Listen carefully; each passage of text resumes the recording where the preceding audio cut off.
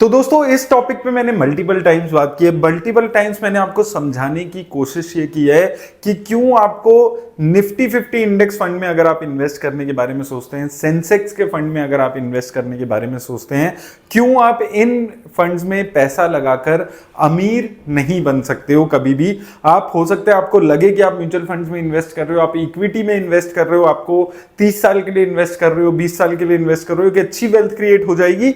लेकिन जब आप 20-30 साल बाद वो वेल्थ को देखोगे, उसकी एक्चुअल वैल्यू को कैलकुलेट करोगे तो बहुत कम पैसा निकल कर आएगा। उसके रीजंस क्या है इस वीडियो में बात करेंगे। अब जब भी मैं इस टॉपिक पे बात करता हूं, काफी सारे लोगों का आर्ग्यूमेंट होता है कि वॉरेन बुफे कहते हैं कि इन्वेस्ट करिए इंडेक्स फंड में।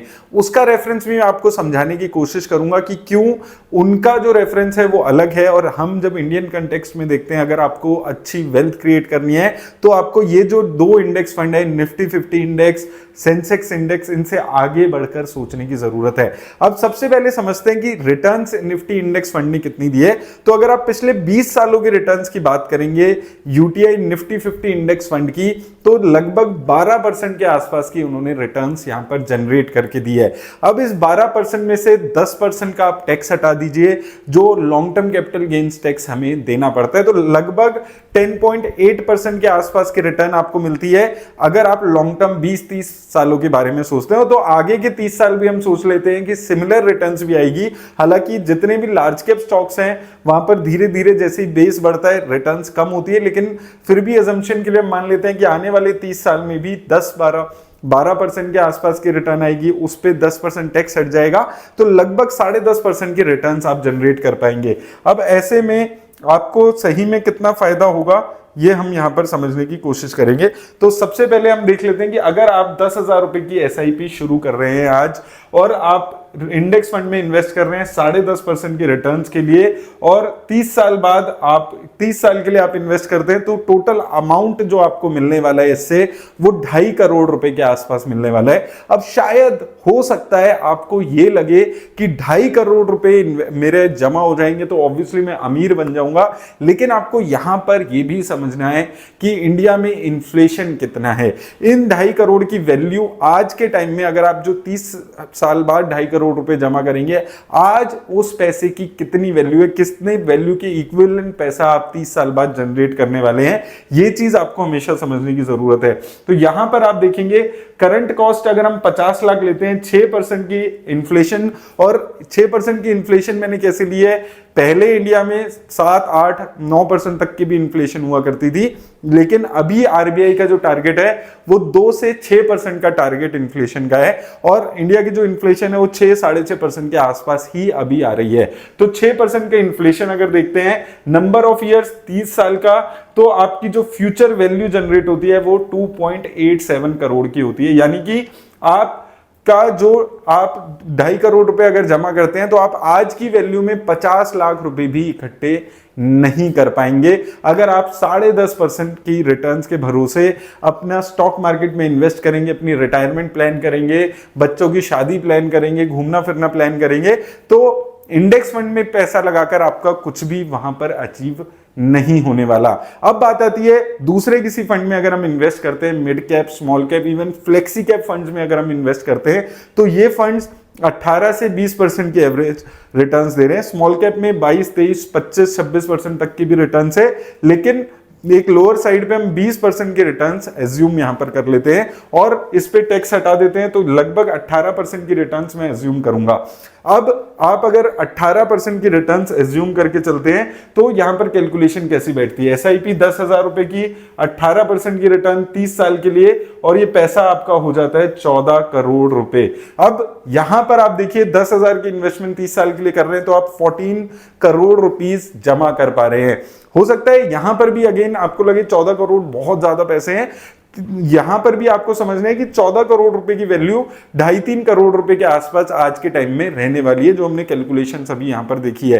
तो आप 10,000 रुपए अगर 18% पे रिटर्न जनरेट करते हैं तो 30 सालों में आप 14 करोड़ रुपए जमा कर पाएंगे।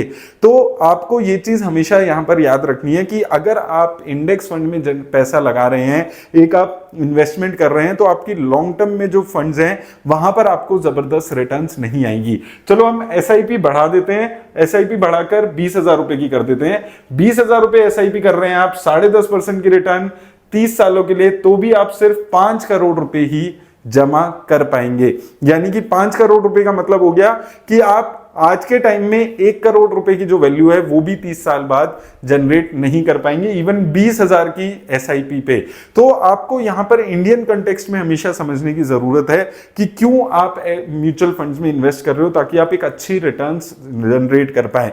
अब जब भी हम इंडेक्स फंड की बात करते हैं तो बहुत सारे लोग आर्ग्यू करते हैं कि वॉरेन बुफे बोलते हैं इंडेक्स फंड में इन्वेस्ट करना चाहिए, लेकिन आपको समझना है वो अमेरिकन कंटेक्स्ट में हमेशा बात करते हैं।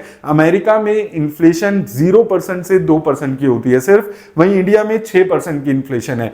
वहां पर अगर S&P 500, नैस्डैक 100 जैसे इंडेक्स फंड 12% के रिटर्न इन्वेस्टर्स को जनरेट कर देते हैं 2%, 1% की इन्फ्लेशन रेट के अगेंस्ट, तो बहुत अच्छी रिटर्न्स हैं, बहुत जबरदस्त वैल्यू क्रिएट वहां पर हो रही है। लेकिन इंडिया में जहां इन्फ्लेशन 6% की है, वहां आप 10% की, 10.5% की रिटर्न, 11% की रिटर्न पे सेटिस्फाइड अगर हो जाएंगे तो आप वैल्यू क्रिएट नहीं कर पाएंगे। हो सकता है आपको अमाउंट दिख जाए, आपको दिख जाए आप 5 करोड़ रुपए 30 साल बाद जनरेट कर पाएंगे, लेकिन वो 5 करोड़ की वैल्यू उस टाइम पे कुछ भी नहीं रह जाएगी। तो आपको इन्फ्लेशन को ध्यान में रख के हमेशा पैसा इन्वेस्ट करना जरूरी है। तो अगर आप इन्वेस्ट कर रहे हैं इंडेक्स फंड में तो आपको रिच बनने के बारे में बिल्कुल नहीं सोचना है।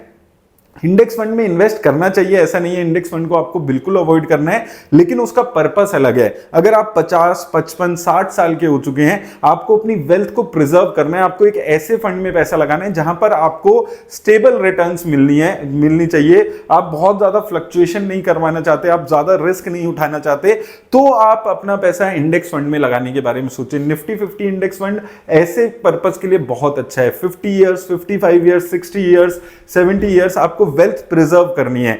लेकिन अगर आपका गोल है वेल्थ क्रिएशन का, वेल्थ जनरेशन का, आपको ज्यादा वेल्थ क्रिएट करनी है, तो ये 10.5% की रिटर्न आपकी वेल्थ क्रिएट नहीं करने वाले।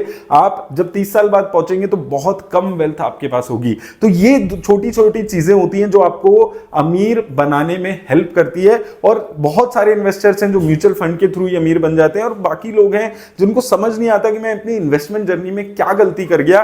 तो वो ये गलतियां होती हैं कि एक बंदे ने 20,000 रुपए 10.5% की रिटर्न कमाई 30 साल के लिए, सिर्फ 5 करोड़ रुपए जमा किए, वहीं दूसरे इंसान ने 10,000 रुपए सिर्फ लगाए लेकिन रिटर्न्स कमाई 18% की। थोड़ा रिस्क लिया, थोड़ा mid cap, small cap, flexi cap, इन फंड्स में इन्वेस्ट करके 18% की रिटर्न कमाई, और कम पैसे लगा के भी 14 करोड़ रुपए जमा कर लिए। तो ये छोटे छोटे डिफरेंसेस हैं जो आपकी इन्वेस्टमेंट जर्नी में आपको अमीर गरीब बनाने में हेल्प करते हैं। तो ये चीजों को ध्यान रखिए, थोड़ा सा रिस्क लेना जरूरी है। इंडेक्स फंड में पैसा लगा के छोड़ देंगे तो आप 20, 30, 50 साल बाद भी ये देखेंगे आपकी वैल्यू क्रिएट नहीं होगी, उस लेवल के पैसे आपके जनरेट नहीं होंगे कि आप हैप्पीली रिटायर हो सकें, आपकी जो भी फाइनेंशियल नीड्स हैं उनको आप पूरा कर सकें।